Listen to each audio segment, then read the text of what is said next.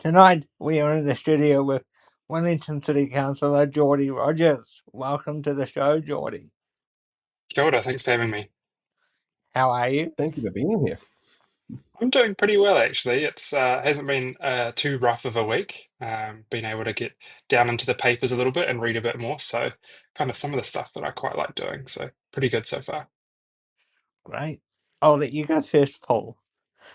Well, I was going to say, I'm going to start off with a comment that one of your co-workers has given me when I told them that I was going to be chatting to you. The response I got was, I said, is there anything I need to know? And the response I got was, he's literally the best and he will one day be Wellington Mayor. I'm wondering how, you're relatively new to the job compared to some of the other people around that table. How does that make you feel hearing that kind of feedback?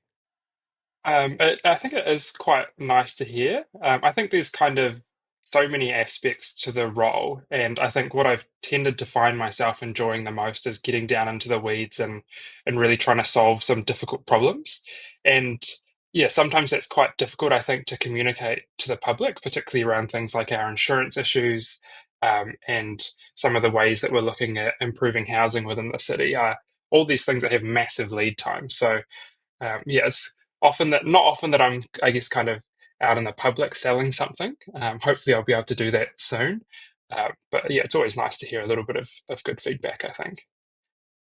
So, what made you want to run for council? Because you were in the by-election that happened in 2023. What made you want to run? Because we know you're connected to the Greens. Was there any influence so that could be your springboard to perhaps one day being in Parliament, perhaps? Or is it just coincidental? I think it's really more coincidental. I've kind of plotted through different roles and enjoyed them all and like thoroughly, but they've all kind of come out of feeling like I had the time and energy to put into doing something good. And that's kind of always been the driving factor between any of the roles that I've gone for. It's the same reason that I kind of went for president at Renters United. I felt like I've been really enjoying the aspect of sort of advocating for people. It was really relevant to the lived experience that I was having at the time. And then it's very much the same for council. There was an opportunity where it was a really good opportunity for someone who was pro housing to come in to pass through the district plan and continue to look at the way that we deliver housing within the city. And obviously, with Tamitha Paul moving on to central government, really presented the opportunity for me to run for council. And that was also lined up perfectly because it came off the bat of within Renters United. I helped draft a policy around how councils could work in the rental housing space, and particularly around healthy home standards. And so being able to see actually there is an impact that can be made within local government is kind of what tipped me over the edge and thought actually this is a productive place to invest my time and energy. Yeah. Your profile was already a decent size going into that by-election. So were you, with the being at Renters United, so were you confident that that would help you in the election because you'd already been well known on television for your time at the Renters Association? Do you think you had an advantage in that regard?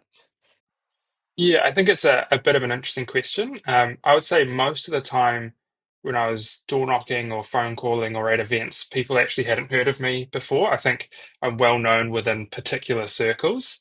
And then those people who had heard of me were kind of already decided about what they thought of me. They had already heard of me because they very much disagreed with my beliefs around renters' rights, or they'd heard of me because they agreed with it and appreciated the work. So I think it did have a net benefit going into the election, but I think there was still a lot of work to do in terms of getting my name out in the community locally and talking about some of the things that I was able to achieve and the things that I wanted to do. So I think it did help, but probably less so than I would have thought going into it. Yeah, it was a bit. It was a nice humbling experience, I think, to be reminded actually you do a lot of this work. Sometimes you're on the news and you feel like you've really made it, but actually when you talk to people and talk about what really matters to them and start thinking about, okay, how can I make a meaningful difference to that rather than just sort of being the person who speaks at government? It's a whole new reality. If if it's any consolation, I knew who you were, so because I That definitely was does make me feel better. Yeah. yeah. I watched a lot of renters related stuff. Anyway, do you have anything else you want to talk about, Paul, right now? I've got a million questions, and half of them probably I'd have to cut out anyway because that's just how these things work. I'm actually very curious to see how you guys are going with your plan redress after everything that happened over the last month or so. Simeon stepping in and in many respects feels like he's overstepping the mark in terms of his line for actually getting in an observer. But I'm guessing that that's adding pressure to what you guys are doing. Does it feel like there's added pressure? And how is that process actually looking at the moment from the outside for people who are kind of curious as to what the next steps are? Yeah, I think there's definitely a different mood around the table, kind of depending on what sort of counsellor you are and sort of the way that you work. I think um, while I do think that there are elements of as Simeon's reasoning for installing an observer being perhaps out of line, I can see for the council as a whole some benefit in having an independent person there, as long as they're kind of not installed in it as a narc, but rather installed in as someone who's independent and wants to help the council and the council as an organisation work together. I can see some benefit in that. I think um, I don't see it changing the way that I work. I think that I guess I'm a bit, it's kind of like telling my own story, but saying that I think that I do spend a lot of time thinking about a lot of different consequences and trying to think about that with a political overlay, um, as opposed to kind of just doing the political thing, which I think has been beneficial internally. But yes, I think there are elements of it which will be challenging for all of us. I think particularly around whatever this independent person's idea of prudence is, which is a very different term for very different people and different political persuasions, that I think will be difficult for the council to unify on, particularly around a sort of very specific number might be quite difficult. But I think with the way that we're working, we are actually working quite positively towards a direction where we are thinking very hard about what is the most important things to do right now and what can possibly be put off for a couple of years, particularly while we get over the hump of investment in water infrastructure. Water infrastructure is a big one for Wellington. It has for many years being an issue. Um, Underinvestment from council after council after council.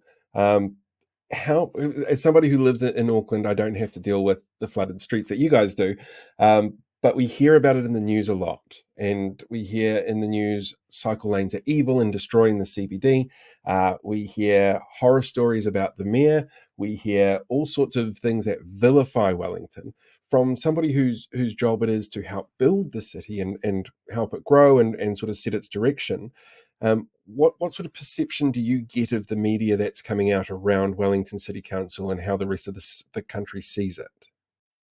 Yeah, I think the media is doing its job. I think it's focusing on elements that make for good reading. I was listening to Sinead talk about, sort of their dedication to readership over the weekend and kind of, well, we're producing the stories that our readers want. So that's doing good journalism. And I can see the argument for that. But I think, if I reflect even back to the airport share sale debate, the thing that was basically never covered in the media was the actual insurance issue. No one was interested in discussing how do we solve these really big issues that are underlying all of the solutions that we're trying to create. So it's very fair to say actually, for political reasons or for whatever reason you have, we don't agree with that solution.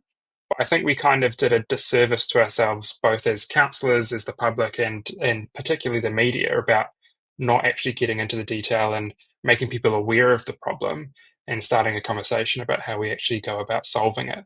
So I think they're doing a great job of generating headlines.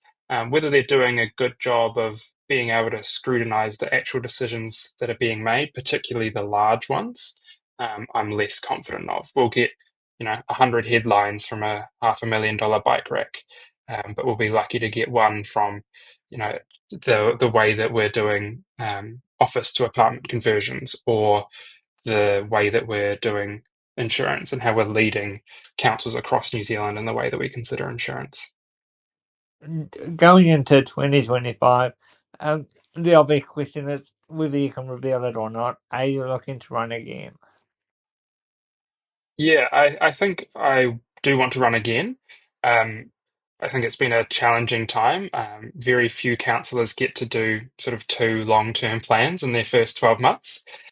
So I'm lucky in that respect that I've got quite a lot of experience quite quickly, I think, and that has really started to frame my thinking for the next election about what is possible, where are the places we can make the most impact, and particularly how we can work together to get there.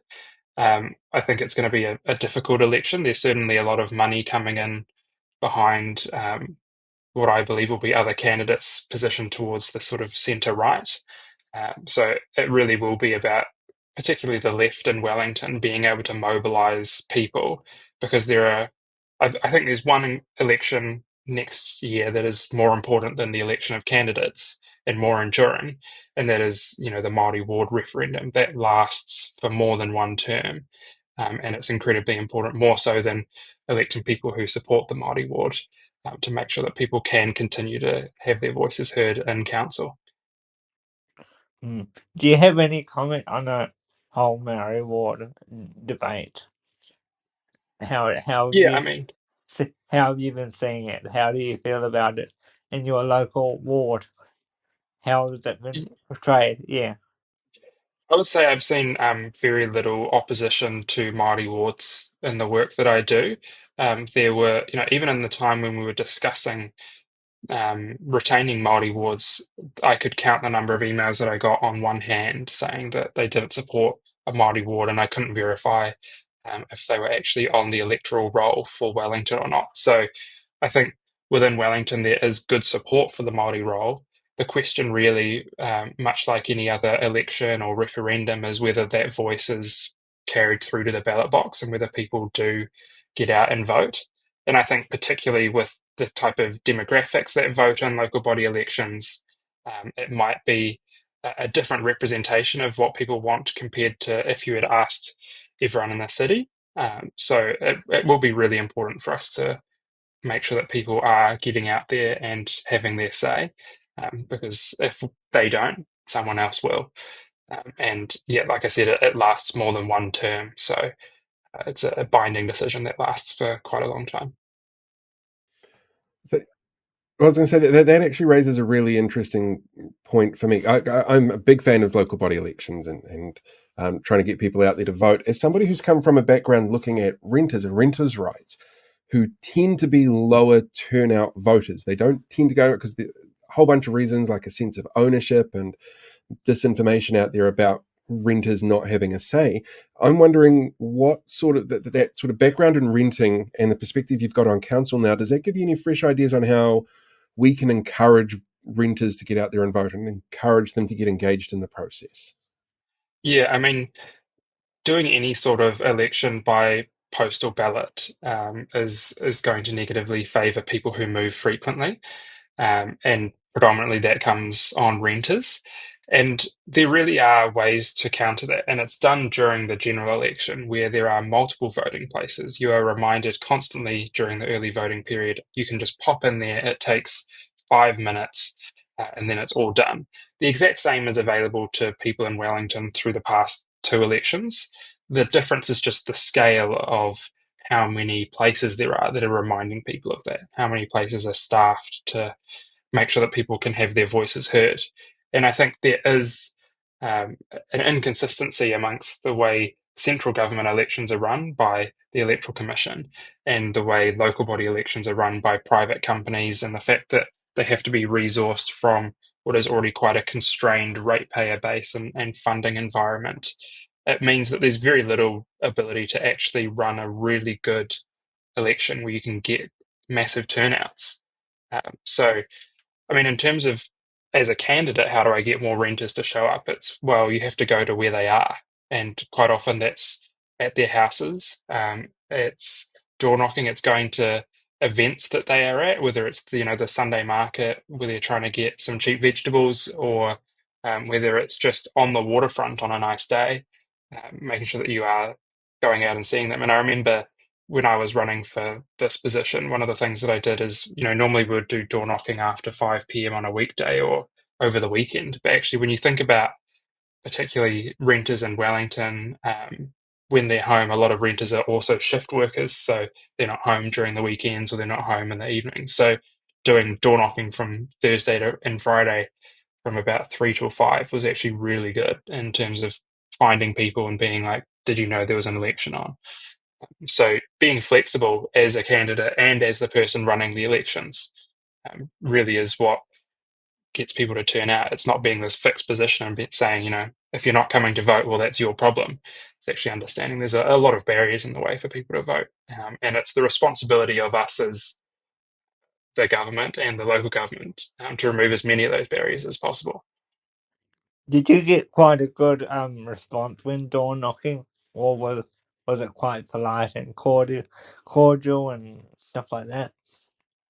Yeah, it was, I think, a very good response. Very rarely did I bump into someone who had sort of an ardent opposition to me as a candidate. There were certainly some people who thought the other leading candidate running against me had some good ideas, and I was willing to engage with them and try and see whether there were also some alignment with the ideas that I had.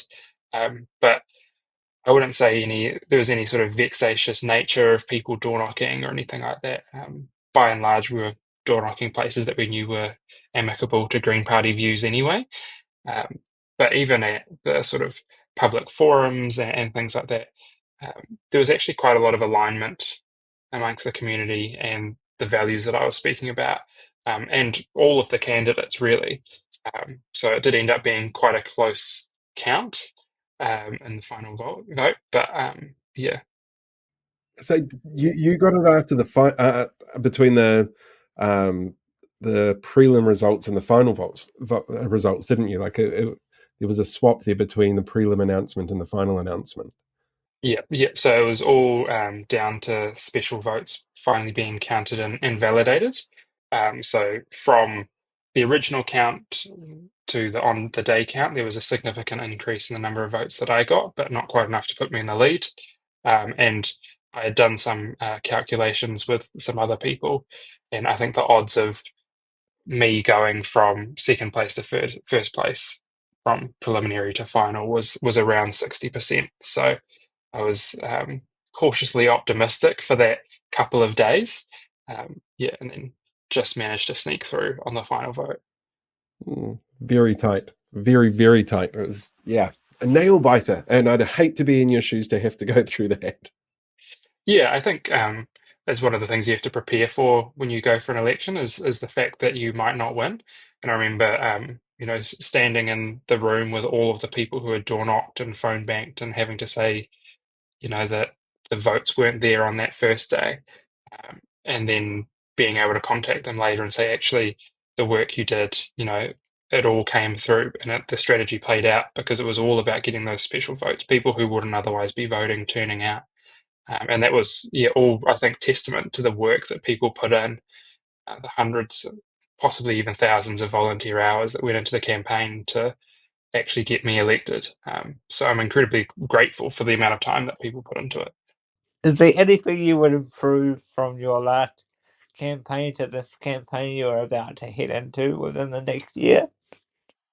Yeah, I think early on we were looking at the environment and we kind of made a calculated decision to not do any core flute. So those big sort of posters that people put up in their windows or you put up in the public areas.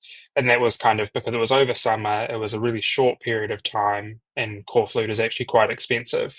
And I think, perhaps in hindsight, that might have been a slight miscalculation, particularly in the central city area. The other candidate had quite a few posters up. And I mean, posters are one of the least effective ways to campaign, but when you have the other candidate with posters everywhere, and people who traditionally represent Green Party values, kind of not realizing that there is a Green candidate through a lack of posters, it does start to become a problem.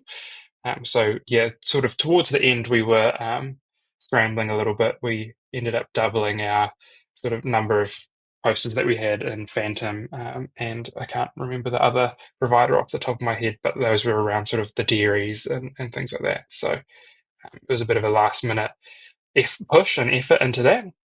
So I think we probably would be doing a more visible campaign this time. So it's definitely something I've learned. I'm kind of curious what's changed in your city over the last, well, let's say 13 months. Something happened like 13 months ago that definitely shifted the mood of Wellington. Since that time, you've had 6,000 civil servants lose their jobs, and you've got the highest increase in people on unemployment benefits of anywhere in the country. From a governance perspective, of somebody working in the local council area, how does that, if at all, impact the way that you plan ahead for the city, or the decisions that you go through and the processes that you make to make those decisions? Yeah, it certainly makes it a lot more difficult. A lot of the assumptions that were made earlier on don't necessarily pan out anymore, which is why I think it was good to be able to reset the LTP when we did, where we were able to change some of those assumptions and think quite critically about, are we actually going to get the economic growth that we thought we were going to at the last long-term plan? And particularly with the number of job layoffs, the stretching budgets, the constrained budgets, I should say, that people have, where you're not paying for fuel to come into the city as much anymore. You are probably not taking the train on a Monday and a Friday and just working from home. Um, and I think it's been a change to the way the city operates. By and large, we still see those people in the city, but they're working in a slightly different way.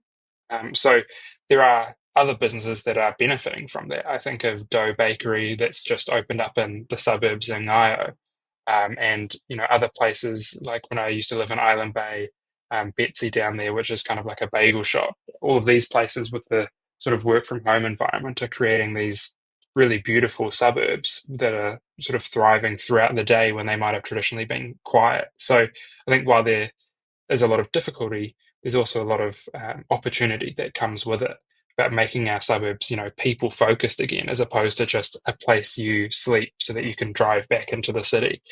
Um, there's other complications that come along with an election, like the change of funding priorities. So it is more difficult for us to fund things like cycleways and bus routes.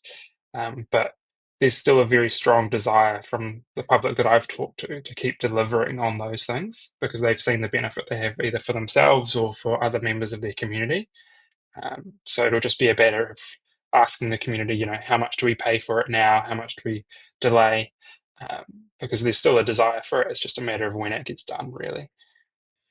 I say I should probably wrap up there, or I'll keep you here all afternoon. No, that's all good. I don't have anything until 12, so I'm super easy. Nice for some. Thank you for joining us on the show, Geordie. It's good to see you again. Likewise, thanks very much for having me, and great to see you both.